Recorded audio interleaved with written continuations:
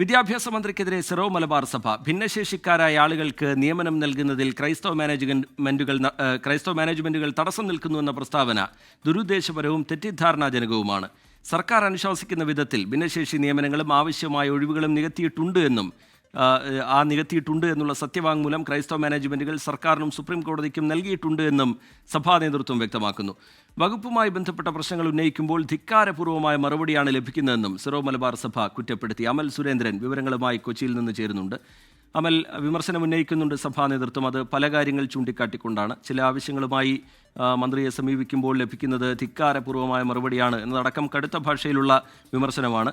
എന്താണ് അതിൻ്റെ ഉള്ളടക്കം? വിവരങ്ങൾ എങ്ങനെയാണ് അമൽ സുരേന്ദ്രൻ? സിറോ മലബാർ സഭ ഇപ്പോൾ വിദ്യാഭ്യാസ മന്ത്രിക്കെതിരെ രംഗത്ത് വന്നിരിക്കുകയാണ്. വിദ്യാഭ്യാസ മന്ത്രിയുടെ ഭാഗത്തു നിന്ന് കഴിഞ്ഞ ദിവസം ഈ ക്രൈസ്തവ മാനേജ്മെന്റ് സ്കൂളുകളിൽ ഇത്തരത്തിലുള്ള ഭിന്നശേഷി ഉദ്യോഗാർത്ഥികളെ നിയമിക്കുന്നതിൽ ക്രൈസ്തവ മാനേജ്മെന്റ് ചില തടസ്സങ്ങൾ ഉന്നയിക്കുന്നു, അല്ലെങ്കിൽ തടസ്സം നിൽക്കുന്നു എന്ന തരത്തിലുള്ള ഒരു പ്രസ്താവന വന്നിരുന്നു.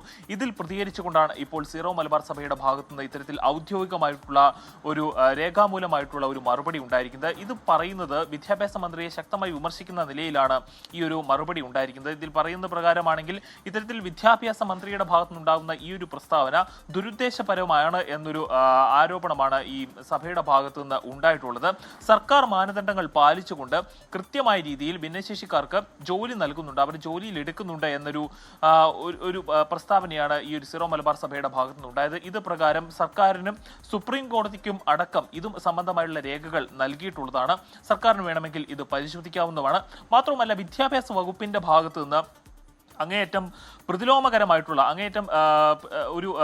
ഒരു പ്രതികരണം ഉണ്ടാകുന്നത് പല സാഹചര്യങ്ങളിലും പല വിവരങ്ങളുമായി ബന്ധപ്പെട്ട ഈ വിദ്യാഭ്യാസ വകുപ്പിനെ സമീപിക്കുമ്പോൾ ഇവരുടെ ഭാഗത്തുനിന്ന് വേണ്ട രീതിയിലുള്ള പ്രതികരണങ്ങൾ ഉണ്ടാകുന്നില്ല എന്നും മാത്രമല്ല ഈ ഒരു പ്രശ്നം ഉന്നയിക്കുമ്പോൾ കോടതിയിൽ പൊയ്ക്കൂടൂ എന്ന തരത്തിലുള്ള പ്രസ്താവനകൾ ഈ വിദ്യാഭ്യാസ വകുപ്പിന്റെ ഭാഗത്തുനിന്ന് ഉണ്ടാകുന്നു എന്നൊരു ആരോപണവും ഈ സഭാ നേതൃത്വത്തിന്റെ ഭാഗത്തുനിന്ന് ഇപ്പോൾ ഉണ്ടായിട്ടുണ്ട്.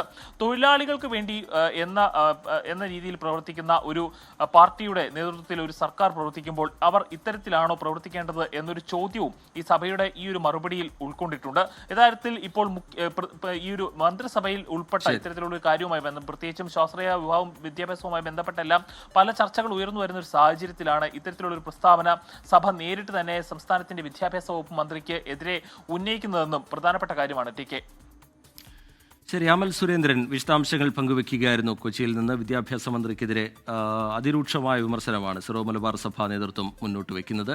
അമൽ സുരേന്ദ്രൻ അതിന്റെ വിശദാംശങ്ങൾ പങ്കുവെക്കുകയായിരുന്നു. ലോകത്തെവിടെയായാലും ഏത് സമയത്തും 24 വാർത്തകളും ഓഗ്മെന്റഡ് റിയാലിറ്റി പാക്കേജുകളും എക്സ്പ്ലെയിനറുകളും വിശദമായി കാണാൻ ഞങ്ങളുടെ യൂട്യൂബ് ചാനൽ നിങ്ങൾക്ക് സബ്സ്ക്രൈബ് ചെയ്യാം.